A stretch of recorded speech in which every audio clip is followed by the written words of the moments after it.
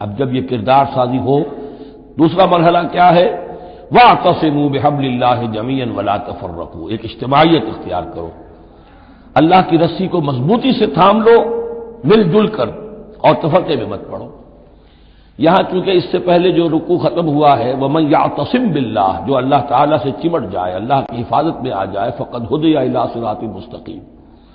اور سورہ حج کی آخری آیت میں بھی یہ لفظ آیا ہے فَأَقِیمُوا الصَّلَاةَ وَآتُوا الزَّکَاةَ وَاعْتَصِمُوا بِاللَّهِ۔ اب اللہ کی عبادت میں کیسے آئے، اللہ سے کیسے چمٹے؟ اس کے لیے فرمایا وَاعْتَصِمُوا بِحَبْلِ اللَّهِ، اللہ کی رسی سے چمٹ جاؤ، اللہ کی رسی کو مضبوطی سے تھام لو۔ اور یہ اللہ کی رسی کون سی ہے؟ متعدد احادیث کے ذریعے سے واضح ہوتا ہے کہ یہ ہے قرآن۔ ایک طرف ہے انسان میں تقویٰ، ایک طرف اس میں علم آنا چاہیے، قرآن کا فہم پیدا ہونا چاہیے، قرآن کے نظریات کو سمجھنا چاہیے، قرآن کی حکمت کو سمجھنا چاہیے۔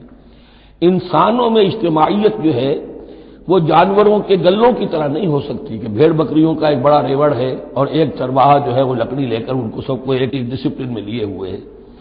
انسانوں کو جمع کرنا ہے تو ان کے ذہن ایک بنانے ہوں گے، ان کی سوچ ایک بنانی ہوگی۔ یہ حیوان عاقل ہیں، یہ باشعور لوگ ہیں، ان کی سوچ ایک ہو، نظریات ایک ہو، مقاصد ایک ہو، ہم آہنگی ہو، نقطہ نظر ایک ہو، تبھی تو یہ جمع ہوں گے۔ اس کے لیے وہ چیز چاہیے جو ان میں یکرنگی خیال، یکرنگی نظر، یکجہتی مقاصد کی ہم آہنگی پیدا کر دے، اور وہ قرآن ہے۔ حبل اللہ هو حبل اللہ المتین، حضرت علی سے روایت ہے۔ حضرت عبداللہ ابن مسعود سے ہے، حضور نے فرمایا القرآن حبل اللہ الممدود من السماء الى الارض، اللہ کی مضبوط رسی ہے جو آسمان اور زمین کے درمیان تنی ہوئی ہے۔ ایک اور حدیث میں فرمایا فاستبشروا فإن طرفه بأيديكم وطرفه بيد الله، خوشیاں مناؤ، یہ قرآن ایسی شے ہے کہ جس کا ایک سرا تمہارے ہاتھ میں، ایک سرا اللہ کے ہاتھ میں۔ تو تقرب الی اللہ کا ذریعہ بھی قرآن، اور آپس میں تمہیں جوڑ کر رکھنے کا ذریعہ بھی قرآن۔ یہی وجہ ہے کہ ہماری ساری یہ تحریک جو ہے میری، اس کا اصل جو منبع ہے، سر چشمہ ہے، اس کا مبنا ہے، مدار ہے، وہ دعوت رجوع القرآن۔ پوری زندگی میں نے اپنی الحمدللہ کھپائی ہے اس کام میں، اور اسی کے ذریعے سے انجمن خدام القرآن اور قرآن اکیڈمیز، پھر 1 ایئر کورس، نوجوان جو ہیں تعلیم یافتہ لوگ ہیں، وہ پی ایچ ڈی بھی کر چکے ہیں، وہ ڈاکٹر بھی بن گئے ہیں، وہ انجینئر بھی ہیں، لیکن قرآن سمجھ نہیں سکتے۔ وہ آئیں، 1 سال رہیں ہمارے پاس، عربی سیکھیں، قرآن سیکھیں، تاکہ اس پر عمل ہو سکے۔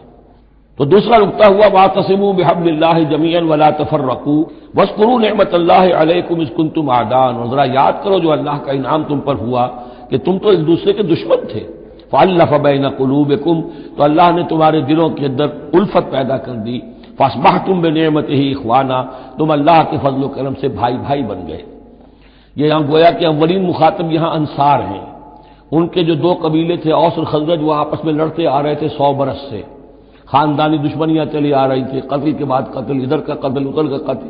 لیکن اب جب یہ ایمان آیا، اللہ کی کتاب آ گئی، محمد رسول اللہ آ گئے، تو اب وہ شیر و شکر ہو گئے، ان کے جھگڑے ختم ہو گئے۔ اس طرح پورے عرب کے اندر غارت گری ہوتی تھی، اسے دارالامن بنا دیا۔ وَكُنْتُمْ عَلَىٰ شَفَا حُفْرَةٍ مِّنَ النَّارِ، اور تم تو آگ کے گڑھے کے کنارے تک پہنچ گئے تھے، بس اس میں گرنے والے تھے۔ فَأَنقَذَكُم مِّنْهَا، تو اللہ نے اس سے تمہیں نکال لیا اور بچا لیا۔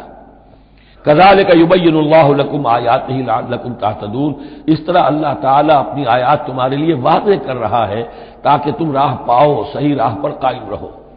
یہ 2 نقطے ہو گئے۔ پہلے افراد کے کردار کی تعمیر، تقویٰ اور تابعداری، فرما برداری، پھر جمعیت، تنظیم، جماعت، اور اس کے لیے جو مانوی جو محور ہے اس تنظیم کا، وہ مانوی محور کیا ہے؟ قرآن مجید، حبل اللہ، احتسامش کن کہ حبل اللہ اوست، مضبوطی سے تھامو، اس کو علامہ اقبال کہتے ہیں قرآن کو، حبل اللہ یہ ہے۔